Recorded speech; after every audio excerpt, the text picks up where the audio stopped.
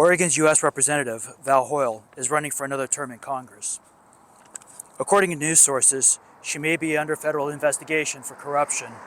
Oregon BOLI failed to intervene when Hoyle was in charge, and it ended my career with operations. I believe Hoyle suppressed transparency in our city as she launched her political campaign for the U.S. Congress from our town. Hoyle also failed many of my co-workers when she was the elected commissioner of BOLI. Local media has reported other cases of Springfield City employees reporting discrimination and retaliation from management over the last several years. I believe Hoyle is under federal investigation and is lying about it. I believe she's using her power to exploit the system and Oregon workers who have needed her help for a long time. I worked for the city for over a decade in the operations division. Management retaliated against me for my involvement with the city's diversity committee and for reporting discrimination. Many more employees reported discrimination and other unethical and illegal management tactics to the HR director and the assistant city manager, and in a couple of cases, directly to the city manager before they resigned or were terminated. In this episode, I'll describe my experience with trying to resolve discrimination in Operations Division and how Springfield resident and Congresswoman Val Hoyle failed the entire community when we asked her for help. The general election is about 2.5 months away. Congresswoman Val Hoyle is in her first re-election campaign. Her Republican challenger is Monique Despain, and Despain's campaign has been hammering Hoyle for her relationship with the former CEO of cannabis company LaMotta. Let me bring you up to speed on the controversy. Despain has called for a federal investigation into Hoyle, and here are some of the allegations. Now, first of all, LaMotta was run by Rosa Casares. LaMotta's legal issues were a focus of the controversy that ultimately brought down former Secretary of State Shemia Fagan. Casares had a personal relationship with Hoyle when she was commissioner of the Bureau of Labor and Industries. That agency approved a $500,000 grant for a nonprofit connected to Casares. Now, critics have accused Hoyle of having a particularly close relationship with Casares, who donated to Hoyle's campaign. In the time since Hoyle was commissioner of BOLI, LaMotta has been enveloped in controversy, and Casares is now reportedly under investigation for tax issues and has been accused of millions of dollars in unpaid bills. In her first on-camera interview directly addressing those allegations, I asked the Congresswoman about her relationship with the embattled former CEO. Here now is the full interview with Representative Val Hoyle. For years, operations management retaliated against me for my involvement and later my leadership with the city's diversity committee. This was supposed to be an employment activity that was protected by employment law and enforced by BOLI. The operations director and supervisors fabricated multiple disciplinary investigations against me.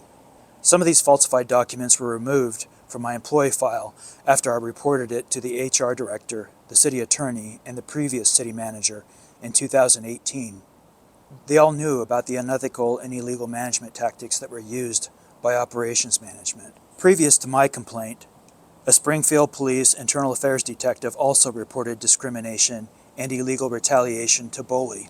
Like I did, he reported how management was fabricating disciplinary investigations against him as a means of coercion to keep him quiet. He and I both ended up taking our complaints to the HR director and the city manager before we filed with BOLI. Later, another city employee with the police department described discrimination and a hostile work environment in her lawsuit as she described how her senior male officers had sex with her and shared her nude photos with other officers. She alleged that she was terminated by the previous chief of police while the male officers didn't face disciplinary action at all. For years, I tried to resolve these illegal tactics from management through the city chain of command with their open door policy and HR's reporting method. After exhausting all of my options, I filed a complaint with Oregon Bureau of Labor and Industries for discrimination and illegal retaliation. I was one of 3 employees of the City of Springfield, just that I knew of, who had reported discrimination from the city to BOLI around that time. This was when Val Hoyle was the elected labor commissioner of BOLI. After I filed my initial complaint with BOLI, they took over a year before they officially filed it. I had to contact them several times before I found out that they had somehow lost my hour-long intake interview. BOLI then took another entire year to conduct their investigation. During the entire 2-year period that BOLI delayed my investigation, Many of my coworkers in the operations division complained of management retaliation and discrimination. My operations coworkers met with the HR director and the assistant city manager to describe the discrimination and illegal retaliation from management. Despite this, operations management continued to secretly punish employees for their complaints. Many operations employees resigned around this time. Despite the city policy to perform employee exit interviews, the HR director refused to document employee complaints before they quit. I would eventually find out that the HR director was actually coaching the operations managers on how to creatively and selectively cite city policy and employment laws so that they could get away with their falsified documentation. Almost exactly 2 years after I filed my initial complaint, BOLI closed my case without finding. BOLI closed the discrimination cases of at least 2 other Springfield employees without finding also. One employee filed a request for public information to BOLI and found that the city's HR director had lied to BOLI during his position statement. Of course, this is very illegal. I would eventually find out that then BOLI Commissioner Val Hoyle actually lived in Springfield, the same interconnected city that I filed my complaint against. Hoyle started her campaign for Congress around this time and was deeply connected with Springfield's local politicians. After BOLI suspiciously closed my case, despite tons of evidence that I had submitted, I filed a request for public information to get documents about my case. I had experienced so many lies and cover-ups from Springfield's management and executives up until this point. I was positive that corruption had happened. As of the date that I'm recording this, it's been 2 years since I filed my request for public information with BOLI. So far, I've received no response from them. Portland news organization Willamette Week reported that federal investigators subpoenaed BOLI to get public information from Hoyle's personal phone. This was Department of Justice. Hoyle evaded these requests for many months and eventually hired an attorney to sift through her cell phone and submit selected professional documents. This is public information.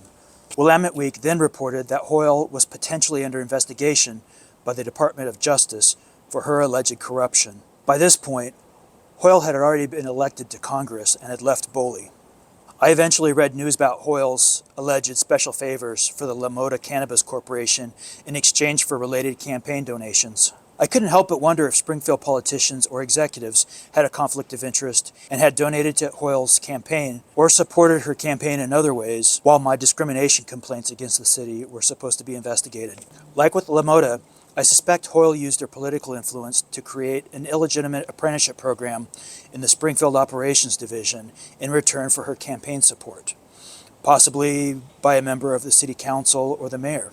Hoyle certainly didn't want another media scandal of corruption in the city that she lived in while launching her campaign for Congress. In the end, the short explanation is that I resigned from my career with the City of Springfield Operations Division.